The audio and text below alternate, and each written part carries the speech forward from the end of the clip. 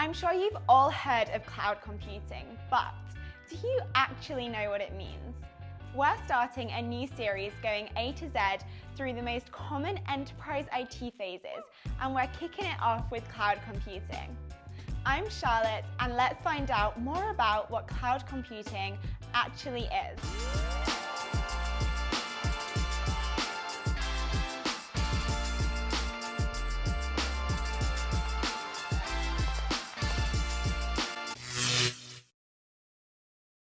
Cloud computing is an on-demand computing service, providing anything from applications to storage and processing power, typically over the internet and on a pay-as-you-go basis. Cloud computing offers a huge range of options, from the basics of storage, networking, and processing power, through to natural language processing and artificial intelligence, as well as the standard office applications. Almost any service that doesn't require you to be physically close to the computer hardware can now be delivered via the cloud. Now you know what cloud computing is, you're probably wondering how it works. We can sum this up in a pretty simple way. Rather than companies owning their own computing infrastructure or data centers, they can now rent access to anything, from applications to storage, via a cloud service provider. Cloud computing offers many different services. They include consumer services like Gmail or the cloud backup of photos from your smartphone, to services which allow large enterprises to host all of their data and run their applications from the cloud. For example, Netflix relies on cloud computing to run its video streaming services. I bet your love for cloud computing just grew that bit more. No cloud computing means no Stranger Things, Breaking Bad, or Big Bang Theory binges. As you can see from our last example, cloud computing is pretty important. Spending on traditional in-house IT continues to fall as computing workloads continue to move to the cloud. Research has proved an indication of a growing reliance on external sources of infrastructure, application management, and security services.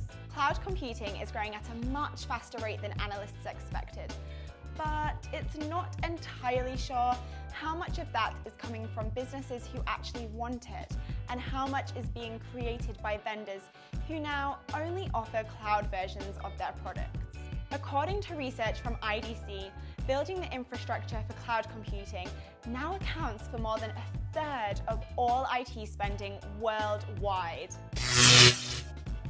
After all that information, you're probably wondering why you should use cloud computing. One of the many benefits of cloud computing is that firms can avoid the upfront cost and complexity of owning and maintaining their own IT infrastructure, and instead simply pay for what they use when they use it. Providers of cloud computing services can also benefit from significant economies of scale by delivering the same services to a wide range of customers.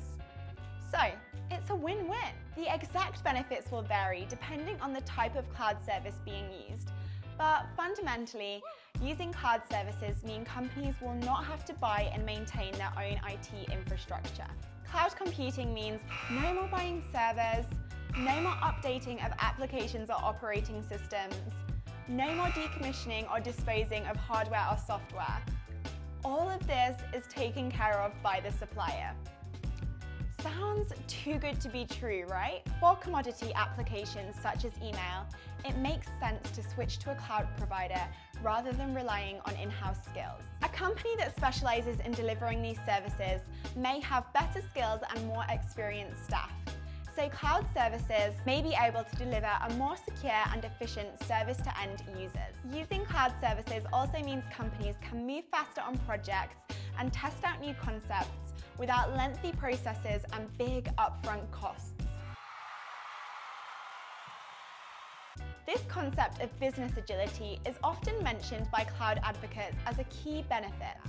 And if a new application turns out to be wildly popular, due to the elastic nature of the cloud, it's easy to scale it up fast. For a company with an application that has big peaks in usage, such as only being used at certain points in the week or the year, it may make financial sense to have it hosted in the cloud rather than software and hardware laying idle for most of the time. Moving to a cloud-hosted application for services like email or CRM could remove burden on internal IT staff, and if they don't generate much competitive advantage, there will be little other impact.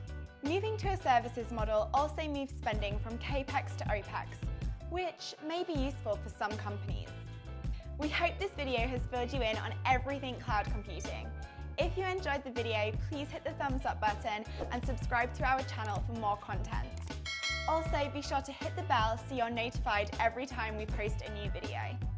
Thank you for watching, and I'll see you in the next one.